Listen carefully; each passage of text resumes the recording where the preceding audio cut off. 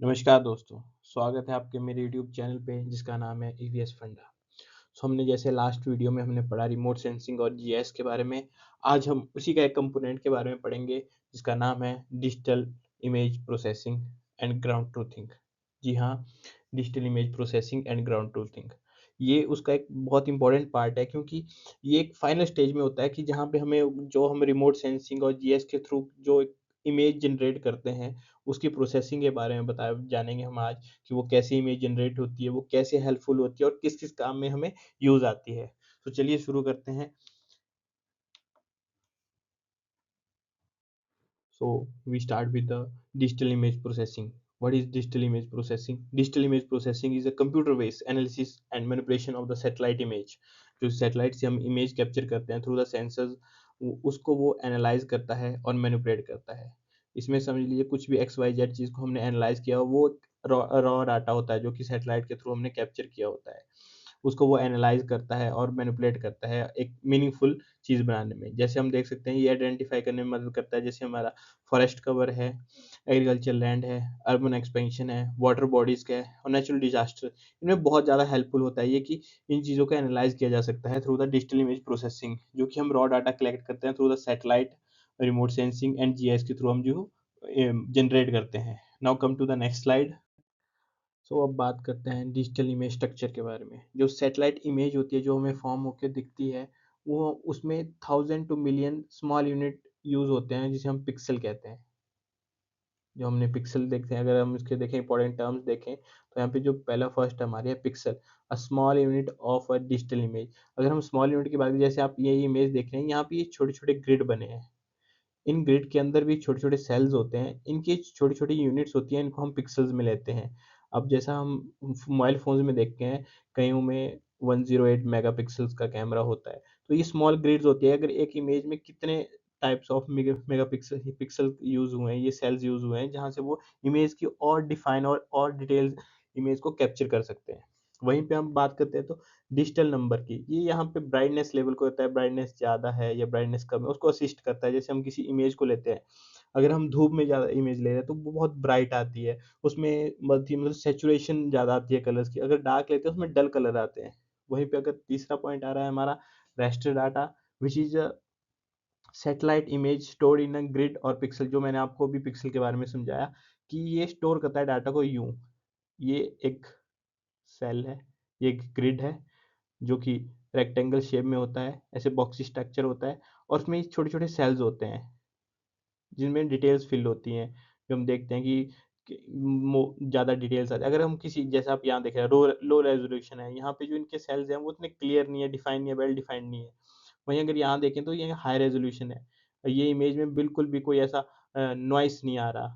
Noise means कोई pixel जो है हमारे क्रैश नहीं हो रहे। जैसे हम कहते हैं नॉर्मल लैंग्वेज में बात कहते हैं कि पिक्सल फट रहे हैं। तो यहाँ पे कोई पिक्सल फट नहीं रहा है, यहाँ पे क्लैरिटी के साथ इमेज हमें शो हो रही है।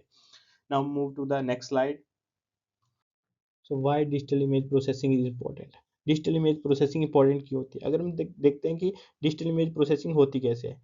अगर एक हम सैटेलाइट के थ्रू किसी डाटा को कलेक्ट कर रहे हैं, तो सैटेलाइट पूरे एक वास्ट एरिया को कलेक्ट करेगी, वहाँ के डाटा को कलेक्ट करेगी। अगर वहाँ पे हम देख सकते हैं, अगर लैंड यूज़ या लैंड कवर मैपिंग का देख सकते हैं, फॉरेस्ट मॉनिटर कर सकते हैं, डिफ़ॉरेस्टेशन डिटेक्शन कर सकते हैं कि किसी एक जंगल के एक कोने में डिफ़ॉरेस्टेशन हो रही है, वहाँ पे पेड़ बहुत तेज़ी से काटे जा रहे हैं, तो हम उसको एनालाइज़ कर सकते हैं रिमोट सेंसिंग के थ्रू और उसकी एक इमेज बना सकते हैं डिजिटल इमेज प्रोसेसिंग में।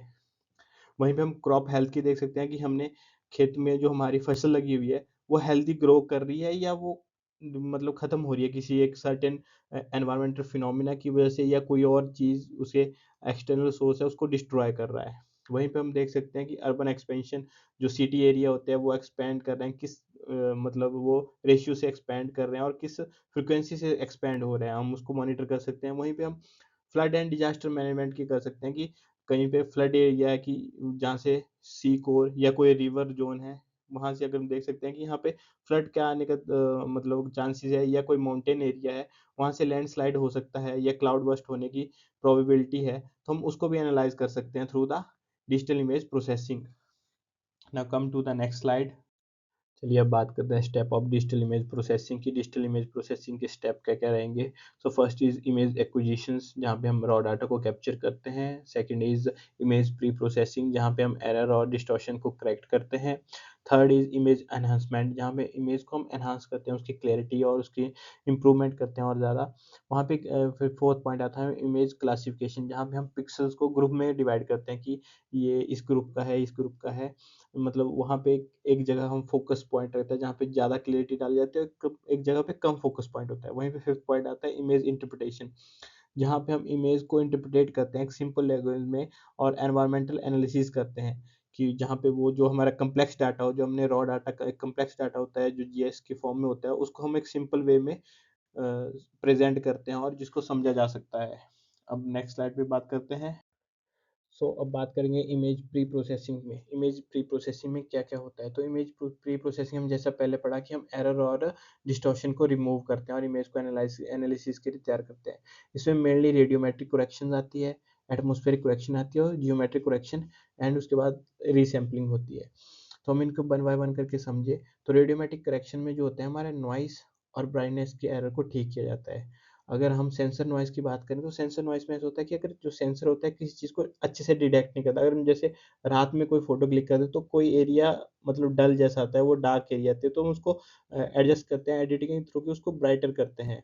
वहीं पे हमारा जो सेकंड आता है उसमें एटमॉस्फेरिक करेक्शन आता है। एटमॉस्फेरिक करेक्शन में हम वहाँ पे स्कैटरिंग और ऑब्जर्प्शन को ध्यान में रखते हैं कि जैसे अब हम एक सेंसर एक इमेज क्लिक कर रहा है तो वहाँ पे रिफ्लेक्शन या स्कैटरिंग हो रही है, तो वो वहाँ पे ऐसे रेज़ हमें देखते हैं, हम अक्सर देखते हैं कि फ़ोटोज़ में हमें रेज़ आती हैं, तो वो उन रेज़ को क्लेरिफ़ाई करता है और एकदम क्लियर इमेज पोर्ट्रेट करता है। वहीं पे आता है ज्योमेट्रिक करेक्शन। ज्योमेट्रिक करेक्शन में मतलब है कि जैसे अर्थ है, तो हमें अर्थ के इमेज में ऐसे दिखाया जाता है कि अर्थ गोल है, बट एक्चुअल में गोल नहीं है, वो उसका शेप थोड़ा-सा ऐसे कहीं से डिस्टॉर्टेड है, कहीं पे ऐसा है, कुछ अजीब-सा शेप है। अगर हम एक्चुअल इमेज देखें अर्थ का, तो वो एक्चुअल में गोल नहीं है और उतनी सुंदर नहीं है जितनी हमें दिखती है कि हमें बिल्कुल blue blue and all.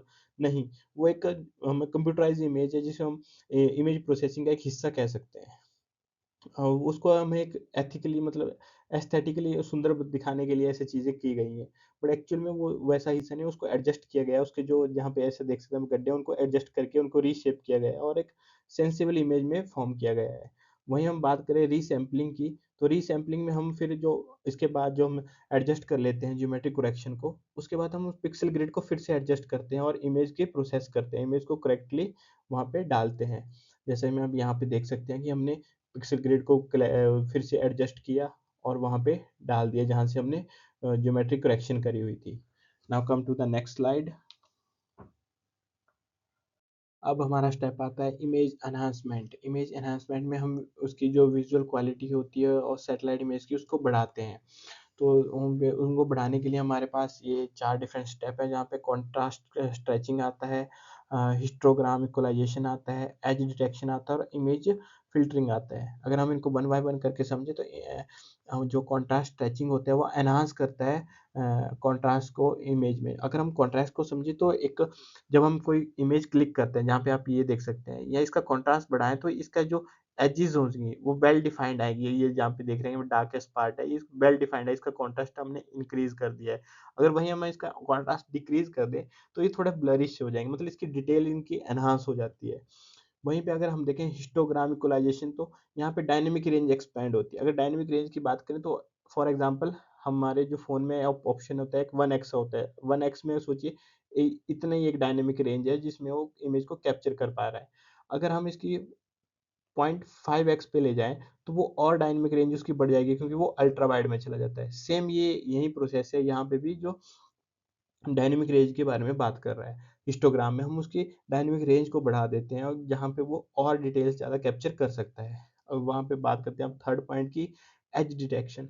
As detection में वो क्लैरिटी ऑफ एजेस को फाइंड करता है। जैसे बाउंड्री या किसी मैप में देख सकते हैं कि वो बाउंड्री है, तो हम उस बाउंड्री, वो लाइन तो ऐसे होगी पर हम उसको यूँ ग्रिड में बाँटेंगे, सेल में उसकी क्लियर बाउंड्री, क्लियर कटआउट को रिप्रेज़ेंट करेंगे कि ये लैंड मास है, यहाँ पे फॉरेस्ट कवर है, यहाँ पे सिटी कवर है। उसको हम क्लियर कटआउट रिप्रेजेंट करेंगे। वहीं पे लास्ट हमारा फोर्थ ऑप्शन आता है इमेज फ़िल्टरिंग। इमेज फ़िल्टरिंग में हमारा 2 होते हैं, एक लो पास फ़िल्टरिंग होता है, एक हाई पास फ़िल्टर होता है। तो लो पास में जो होता है बस इमेज बहुत स्मूथ होती है। जैसे हम देखते हैं कि अगर हम कोई इमेज को एडिट कर रहे हैं, कुछ कर रहे हैं, तो उसमें एक स्मूथ का ऑप्शन आता है। वहाँ पे हम देखते हैं कि जो एजेस होती हैं, जैसे यहाँ पे ये एज है, वो स्मूथ नहीं होगी, वो ऐसे स्मूथ स्मूथ जैसी आएगी। वो इतनी मतलब जैसे हम यहाँ पे शार्प कर रहा हूँ मैं, इसको शार्प नहीं आएगी, वो बहुत ही ऐसे रफ रफ सी होगी, ऐसी थोड़ा सा होगी उसमें, मतलब टेक्सचर नहीं होगा प्रॉपर, और मतलब वो क्वालिटी नहीं होगी उसमें। तो वो ऐसी होती है। दूसरा होता है high passing, high pass filter, जहाँ पे वो एकदम ऐसे शार्प एजेस होंगी और वेल डिफाइंड होगा। तो वो होता है इमेज फिल्टरिंग। अब बात करते हैं नेक्स्ट पॉइंट की। तो अब बात करते हैं इमेज क्लासिफिकेशन की। जो इमेज क्लासिफिकेशन वाली प्रोसेस है, वहाँ पे हम जो पिक्सल होते हैं उनकी ग्रुपिंग कर देते हैं उनके लैंड कवर के जैसे जैसे according to the land cover. हम एग्जांपल की बात करें तो फॉरेस्ट के, वाटर में, agriculture, urban area, bare soil. बात करें तो हम जैसे फॉरेस्ट में हम उसका कॉन्ट्रास्ट बढ़ा देते हैं ताकि वो फॉरेस्ट की जो कैनोपी होती है उसको अच्छे से कवर कर सके और अच्छे से वेल डिफाइंड तरीके से बता सके। और वहाँ पे अगर हम वाटर की बात करें तो हमें, जैसे अब इस बैकग्राउंड इमेज में देख सकते हैं, एक रिवर दिखाई जा रही है बाद में, तो पीछे रिवर दिखाई जा रही है, तो इसका एक डायनेमिक रेंज को हम एनहांस करते हैं कि बड़े एरिया में इसको कैप्चर कर सके। तो ये इसका ओरिजिन पॉइंट यहाँ से, और ये यहाँ से बाहर निकल रही है। तो वहीं एग्रीकल्चर की बात करें तो वहाँ पे बाउंड्रीज को वेल डिफाइन किया जाता है। जैसे हम इस इमेज में देख रहे हैं कि बाउंड्रीज वेल डिफाइंड है, उन्हें ग्रिड में बांटी गई है प्रॉपर वे में। और वहीं पे अर्बन एक्सपेंशन की बात करें तो जनरेट किया जाता है एक लैंड यूज कवर को, कि ये एरिया, जैसे आप इसमें इमेज कर सकते हैं कि ये ग्रिड में पार्टिसिपेट, इसको पार्टीशन किया हुआ है, कि ये ग्रिड है, स्मॉल स्मॉल ग्रिड्स हैं, इनमें बांटा गया है इसको। अब बात करते हैं नेक्स्ट हमारे पॉइंट की। सो अब बात करेंगे हम ग्राउंड ट्रूथिंग की, कि ग्राउंड ट्रूथिंग होती क्या है। सो ये एक ground truthing is a field verification of a satellite data. जो हम सैटेलाइट के थ्रू डाटा को कलेक्ट करते हैं, उसकी वेरिफिकेशन करता है कि जो हमने डाटा सैटेलाइट के थ्रू कलेक्ट किया है वो एक्चुअल में सही है या नहीं है, और उस लोकेशन पे एक्चुअल में है क्या। तो जैसे फॉर एग्जांपल देख सकते हैं कि सैटेलाइट के थ्रू हम एक ग्रीन एरिया को कैप्चर करते हैं, तो हम उस फील्ड सर्वे में ये कंफर्म करते हैं कि वो है क्या, वो फॉरेस्ट है, या क्रॉप फील्ड है, या ग्रास लैंड है। तो इसी के बारे में मतलब वो पता करता है ग्राउंड ट्रूथिंग में। और this process improve the accuracy of satellite image. जो वहीं पे ये एक्यूरेसी ऑफ सैटेलाइट इमेज को भी इम्प्रूव करती है, कि हाँ ये सैटेलाइट इमेज जो है वो एक्यूरेट है। जैसे आप यहाँ पे देख सकते हैं कि ग्राउंड ट्रूथिंग के लिए पर्सन है, जो ड्रोन्स के थ्रू हमने अगर कोई सैटेलाइट की मतलब हमने इमेज क्लिक करी है एक रिमोट सेंसिंग टूल की मदद से, तो हम वहाँ पे जाके एक्चुअल में देखते हैं कि जो कलर ऑफ क्रॉप है वो कैसा है। वो एक्चुअल में येलो, मतलब वो जैसे पक जाती है, कोई फसल पक जाती है तो वो ऐसे गोल्डन कलर की हो जाती है, कि वो पकी हुई फसल की इमेज है, या कोई खराब हो रही है, कि येलो जिसमें रस्ट, हम रस्ट की जैसे कहते हैं कि फसल में एक रस्टिंग जैसी हो जाती है, वो हो रही है। तो इसकी वो वेरिफिकेशन करता है through the actual ground truthing, जहाँ पे वो फील्ड विजिट करता है। अब बात करते हैं methods of ground truthing. Ground truthing के डिफरेंट डिफरेंट मेथड्स के बारे में बात करें, जिसमें पहला आ रहा है हमारा field visit, second sampling, third is use of GPS, and fourth is drone survey। तो फर्स्ट पहले के बारे में बात करते हैं कि फील्ड विजिट, यहाँ पे जो साइंटिस्ट होता है या रिसर्चर होता है वो फील्ड के विजिट करता है, जहाँ पे हमने एक्चुअल जो सैटेलाइट की इमेज हमने ली है उसके बारे में फील्ड विजिट करता है। फिर थर्ड वो वहाँ पे सैंपल लेता है, सैंपल में वो सॉइल, वाटर या वेजिटेशन के सैंपल है जिसके बारे में उसकी रिसर्च है एक्चुअल में। अगर वो लैंड को मॉनिटर करता तो वो लैंड का सैंपल लेगा, अगर वो क्रॉप को करा तो वो क्रॉप का लेगा। And third is GPS, GPS के थ्रू वो सैटेलाइट और जहाँ पे वो खड़ा है उसका प्रिसीजन देख रखे कि वो किस एरिया में खड़ा है। जहाँ पे वो खड़ा है एक्चुअल में सैटेलाइट ने उसी एरिया की मतलब इमेज जो क्लिक करी थी, या कोई और जगह है। फिर वहीं वो फोर्थ ड्रोन सर्वे, उस ड्रोन की मदद से वो कैप्चर करता है उस एरिया को, कि वो एरिया कितना बड़ा है और किस उसकी उस एरिया में क्या क्या है, किस किस जगह पर। तो these are the four method. One first is field visit, second is sampling, third is use of GPS, and fourth is drone survey। Now come to the next slide। सो अब बात करते हैं एक इम्पॉर्टेंट चीज़ के बारे में, जो कि है software using in digital image processing. Digital image processing में सॉफ्टवेयर कौन से यूज़ होते हैं। इनमें दो टाइप के सॉफ्टवेयर आते हैं, एक आता है ओपन सोर्स सॉफ्टवेयर और दूसरा आता है कमर्शियल सॉफ्टवेयर। जहाँ पे अगर हम ओपन सोर्स सॉफ्टवेयर की बात करें, वहाँ पे Q G S, grass G S, snap, saga G S आता है। और कमर्शियल की बात करें तो आर्क जी एस, आरडेस, इमेजिन और ई एन वी आई आता है। अगर हम इसकी बात करें, अगर नेट के बेसिस बात करें, तो यहाँ पे एक क्वेश्चन अक्सर पूछा जाता है, विच इज़ कि कौन सा जो जी एस टूल है जो हमारा सॉफ्टवेयर इमेजिंग टूल, जो डिजिटल इमेज प्रोसेसिंग के लिए टूल है, कौन सा एक फ्री टूल है और कौन सा पेड टूल है। तो ये हमेशा क्वेश्चन पूछा जाता है, अक्सर पूछा जाता है ये। तो उसमें हमें ऑप्शन दिए जाते हैं डिफरेंट डिफरेंट सॉफ्टवेयर के, जहाँ पे हमें क्यू क्यू QGIS के बारे में लिखा जाता है, वहीं पे ArcGIS का लिखा जाता है कि ArcGIS इनके बारे में पूछा जाता है, और भी सॉफ्टवेयर हैं जिनके नाम बताए जाते हैं कि ये इनमें से कौन सा पेड है, कौन सा फ्री है, या कौन सा मोर कैपेबल है, कौन सा मोर पावरफुल है। अगर हम देखें तो ArcGIS एक पेड सॉफ्टवेयर है जहाँ पे एक्यूरेसी ज़्यादा भी होती है, और पेड है तो इसकी वजह से फीचर भी ज़्यादा होता है। पर इसी को कॉम्पिटिट करने के लिए QGIS है, जो कि मोस्टली मैं भी यूज़ करता हूँ, और इससे अच्छी इमेजिनिंग और अच्छी इमेज प्रोसेस हो जाती है, और एक अच्छा प्रोजेक्ट के लिए काम होता है। मैंने अपने रिसर्च के टाइम इसी को यूज़ किया है, QGIS को। अब नेक्स्ट स्लाइड के ऊपर चलते हैं। सो हम बात करेंगे डिजिटल इमेज प्रोसेसिंग की इम्पोर्टेंस इन एनवायरमेंटल साइंसेज। सो ये जो डिजिटल इमेज प्रोसेसिंग वो हेल्प करती है मॉनिटर करने में अर्थ की जो एनवायरनमेंट को। तो जैसे आप देख सकते हैं, वो क्लाइमेट चेंज और मॉनिटरिंग में काम करती है। टेम्परेचर जो बढ़ रहा है, घट रहा है, बारिश कम ज़्यादा, वहीं पे हम फ्लड और ड्राउट के वो मॉनिटर कर सकते हैं कि बारिश ज़्यादा होने की वजह से किस एरिया में फ्लड आ रहा है, कौन सा रिस्क प्रोन एरिया है। वहीं पे हम एग्रीकल्चर मैनेजमेंट की बात कर सकते हैं, क्रॉप की मॉनिटरिंग, हेल्थ हेल्थ को मॉनिटर कर सकते हैं। इरिगेशन इरिगेशन के पैटर्न्स को, सॉइल कंडीशन को देख सकते हैं, सॉइल की क्या कंडीशन है, उसको फर्टिलिटी की ज़रूरत है या उसको पानी की ज़रूरत है। वहीं पे अर्बन एरिया एक्सपेंशन की बात कर सकते हैं, हमने डिफरेंट डिफरेंट प्लानिंग्स के बारे में बात कर सकते हैं। So these are our slide now. So guys, thank you for watching my video. Hope so आपको ये डिजिटल इमेज प्रोसेसिंग और ग्राउंड ट्रूथिंग बहुत अच्छे से समझ आ गया होगा। Keep learning remote sensing and environmental sciences for UGC-NET, HPSET and MSc Environmental Sciences। अगर आप किसी भी और अदर कम्पिटेटिव एग्जाम की प्रिपरेशन कर रहे हैं जहाँ पे एनवायरमेंट साइंसेज क्वेश्चन पूछे जाते हैं, so please do like, subscribe and share to your friend. And अगर आपको ये वीडियो अच्छी लगी या आपको कुछ और चीज़ में एनहांसमेंट चाहिए, तो please do comment in the comment box और मुझे बताइए कि आपको क्या अच्छा नहीं लगा और क्या अच्छा लगा। और इसी तरह से आप आगे वाली वीडियोस देखेंगे। अब हम नेक्स्ट जो वीडियो होगी वो चैप्टर जो यूनिट 2 है एनवायरमेंटल केमिस्ट्री, उससे होगी, और हम एनवायरमेंट केमिस्ट्री को वन बाय वन करके कवर करेंगे। So thank you, keep watching EVS फंडा।